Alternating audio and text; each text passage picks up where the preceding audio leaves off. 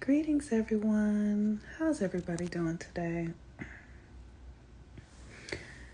Today is a Mercury day, and I wanted to come in. How are you all doing? Hello. All right, you all. My energy is a little funky. I'm kind of bummed I didn't win the lottery. Yet. I didn't win it yet. But that's not what I'm here to talk about. So I just wanted y'all to know that I'm bummed that I didn't win $1.5 billion because I have a real plan for that money.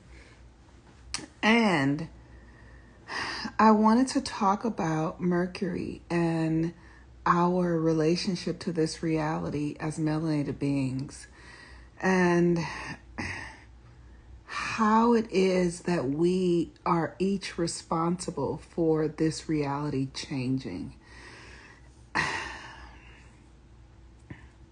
So Pluto has moved into to Aquarius. It was only there at the 0 degree, and it was there for maybe 6 months or so, and it went back into Capricorn, and has been in Capricorn for many years, since 2007. And what it did was it interrupted external authority. So when it first went into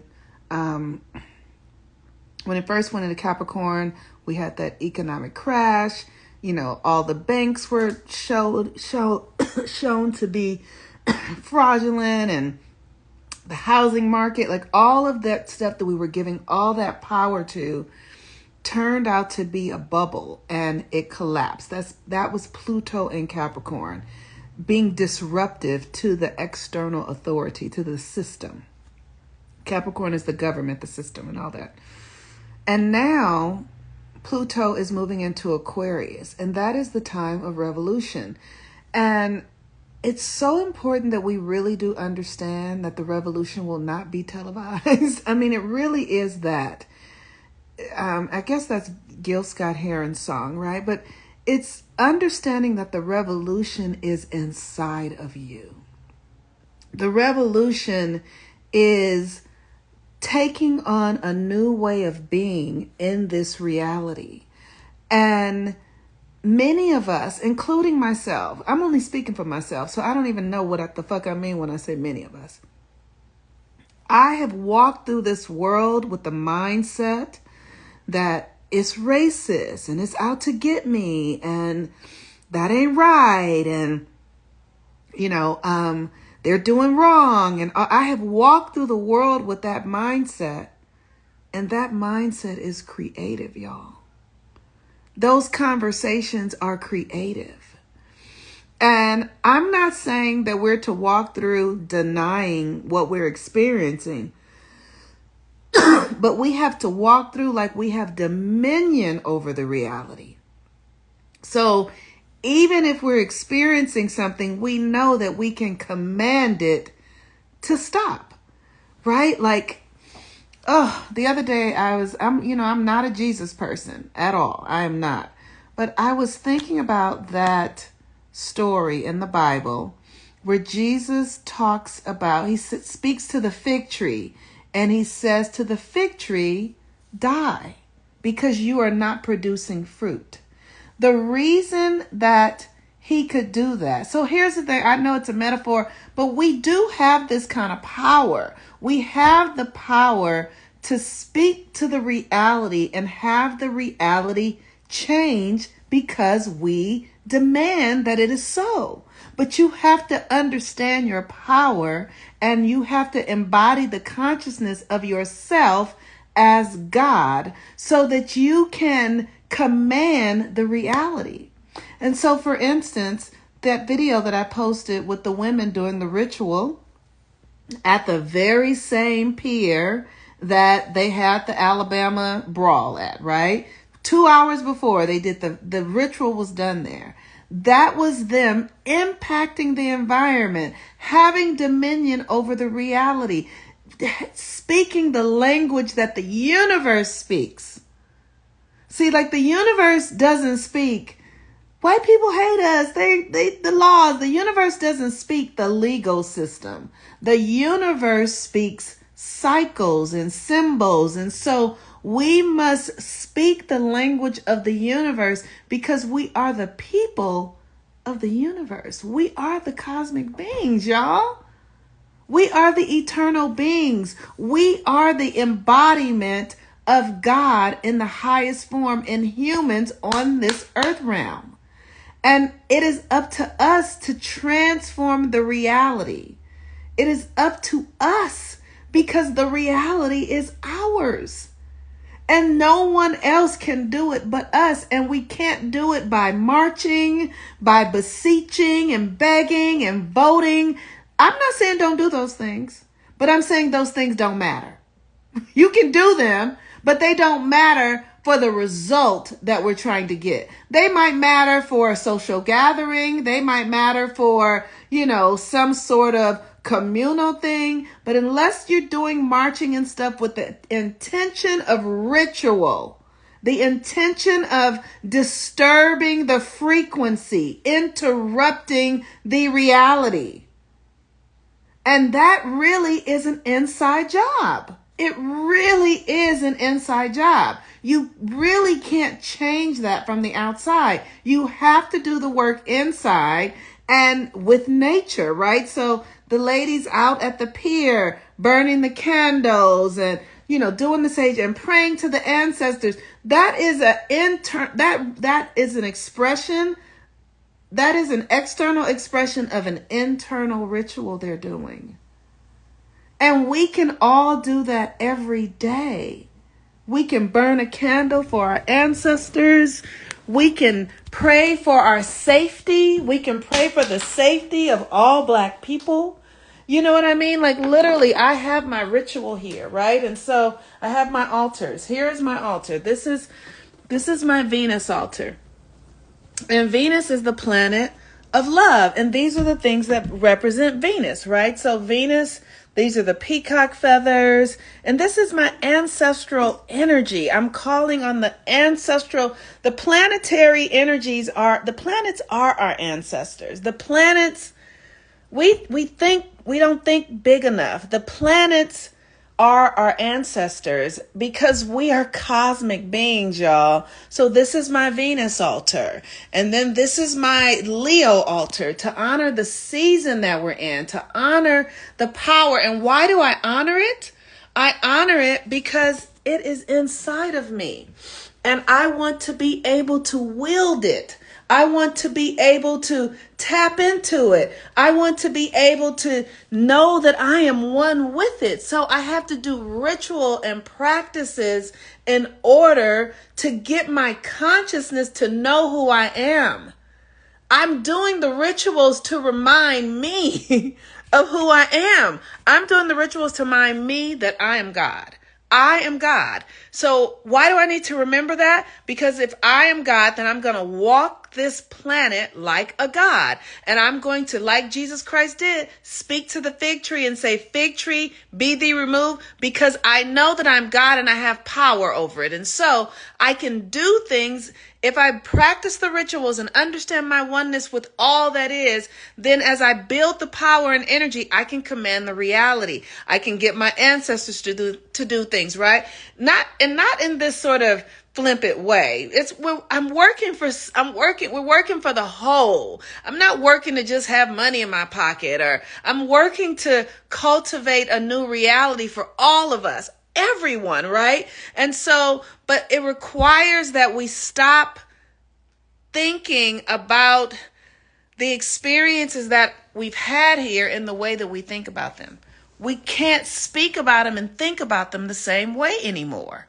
We have to see them as something that is serving us to become who we're meant to be. Like, we cannot change the circumstances of this country without rituals. So without practice, without prayer, without intention, we can't do it. It's not possible. So this condition in this earth realm demands that we become different. It demands it of us. And that is a great thing. It's saying you can, like the universe says, you can have whatever you want, but you can't have it as you are. You have to become something different to get it.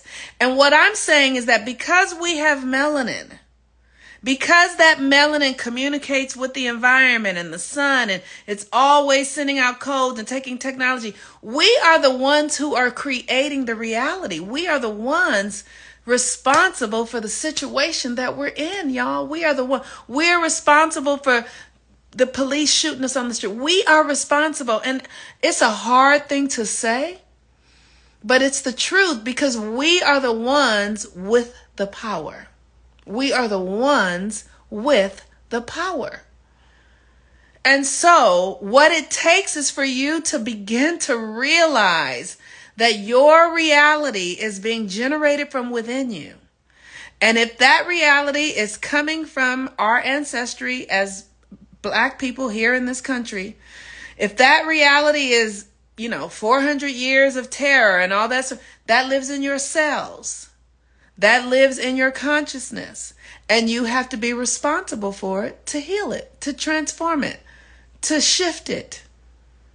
And as you shift it, your frequency will shift the reality outside. So the thing that's happening now is, Pluto going into Aquarius is revolution. It really is. And the North Node has just moved into Aries.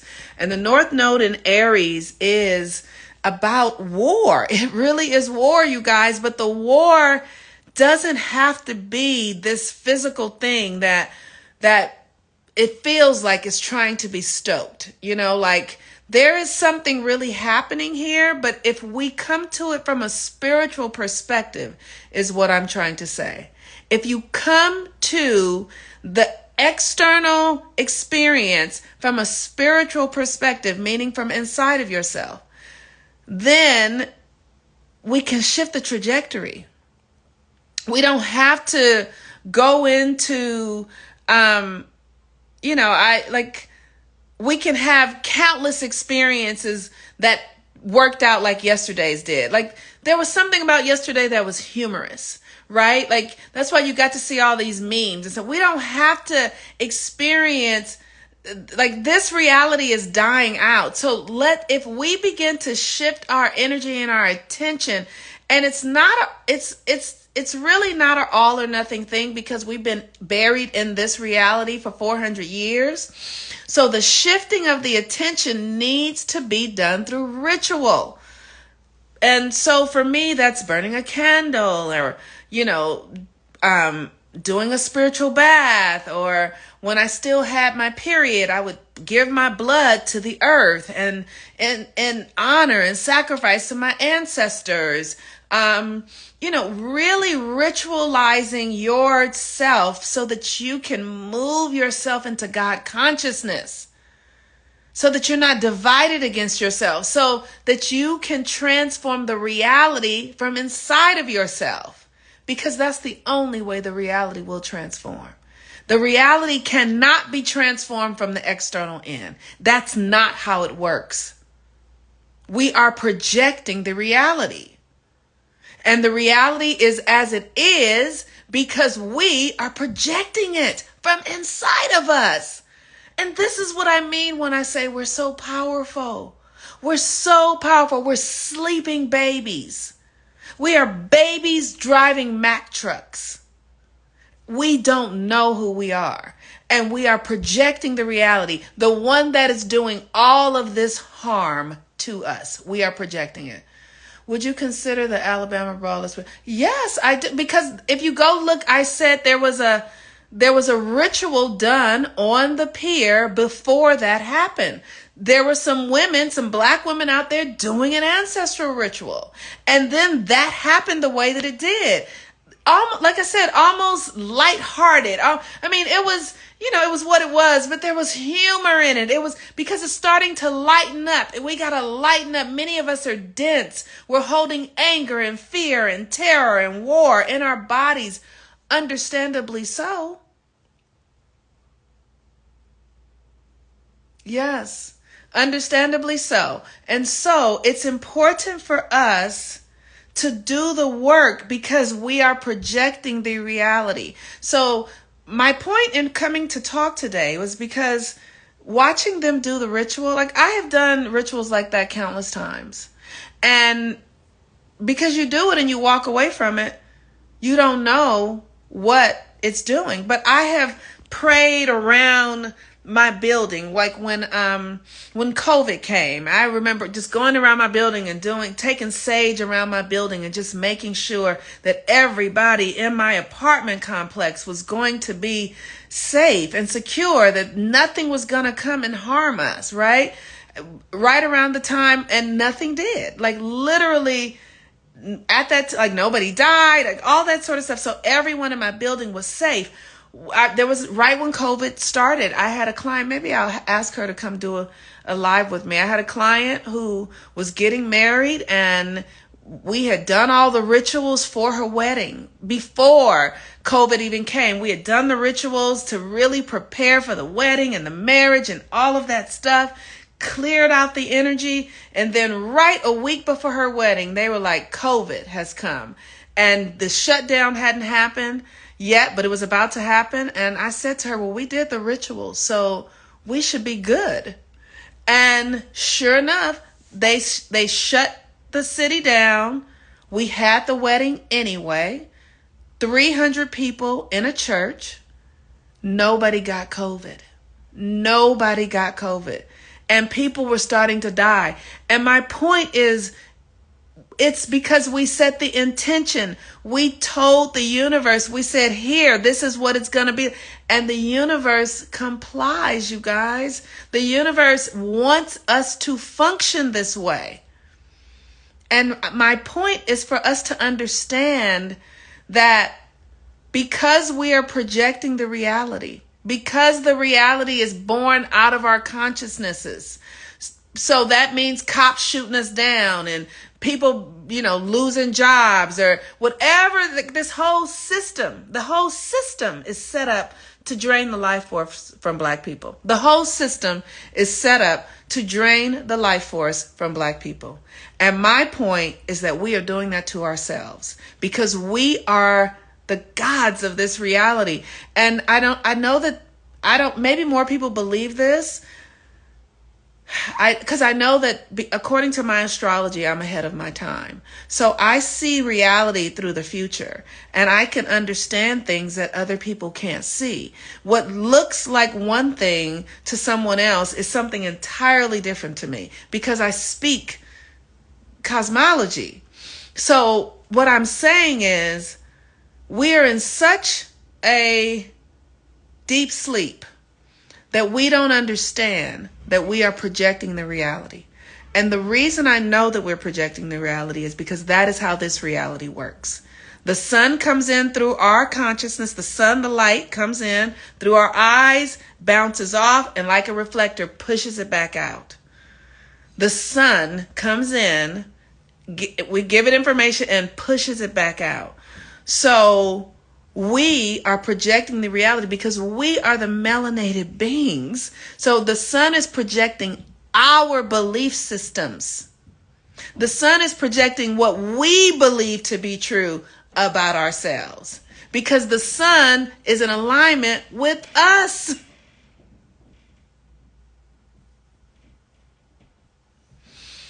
So that's it. That's all I got to say. I love you guys so much.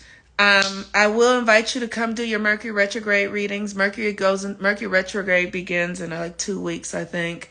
Mercury's retrograding in Virgo. This is a great opportunity to do the work to reprogram your mind and how your mind projects reality. We live in a mental reality. The reality is what you think it is, y'all. As a man thinketh, so is he. The reality is what you think it is. It cannot be different than what you think it is. And if you're in a Black person's body and you think white people are this and white people are that, yes, they are. It's how it works. So we're going to use the Mercury retrograde to begin to reprogram, to do the rituals to reprogram our consciousness to project a new reality. So you guys can sign up at my website, which is MoniqueRuffin.com, or I'll put the for the Mercury retrograde stuff. All right, y'all. I love y'all. This work is so fun. It's also very hard. We are born at a really interesting time. It's a lot of work. I actually feel pretty tired, honestly. But I'm here. I'm here for the work. Peace and blessings, everyone. Bye-bye.